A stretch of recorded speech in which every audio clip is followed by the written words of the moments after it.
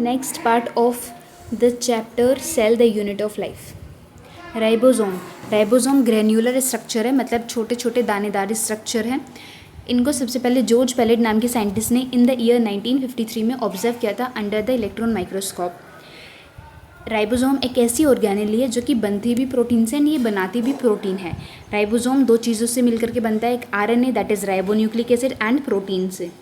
these are not surrounded by any membrane। Ribosome are basically membrane less होते हैं, इसीलिए ये प्रोकैरियोटिक सेल में भी मिलते हैं। They are basically unicellular organelle.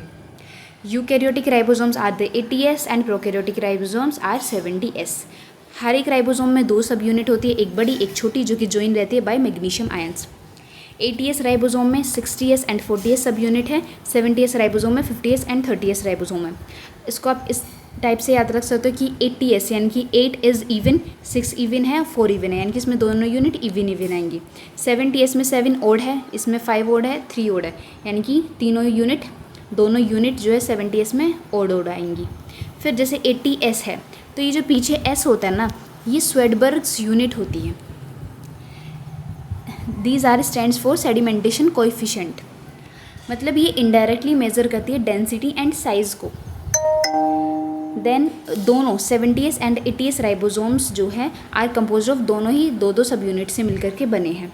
Cytoskeletal, जैसे हमारी बॉडी में स्केलेटन है बोन, ऐसे ही एक सेल में भी एक स्केलेटन होना चाहिए जो कि इसको स्ट्रेंथ प्रोवाइड करे, उसको एक स्ट्रक्चर प्रोवाइड करे। तो हर एक चीज़ में, हर एक बॉडी में स्केलेटन होता है।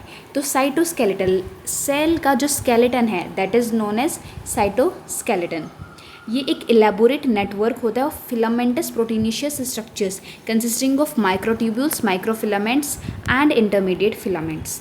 देखो साइटोस्केलेटन 3 तरह के होते हैं। सेल के अंदर जो स्केलेटन है वो 3 तरह के होते हैं, एक microtubules, microfilaments and intermediate filaments, जो कि प्रेजेंट रहते हैं सेल के साइटोप्लाज्म में, और इन तीनों को ही मिला करके हम साइटोस्केलेटन बोलते हैं। जैसे ये एक सेल है, तो सेल में क्या होता है ना, ऐसे प्रोटीन के धागे से होते हैं एंड धागे का एक नेटवर्क बना रहता है। तो इन धागे का नेटवर्क क्या करता है, इनको एक स्ट्रक्चर प्रोवाइड कर रहा है। ये अब ऐसे कोलैप्स नहीं हो सकते, इसलिए ये इनको एक फ्रेमवर्क प्रोवाइड कर रहा है।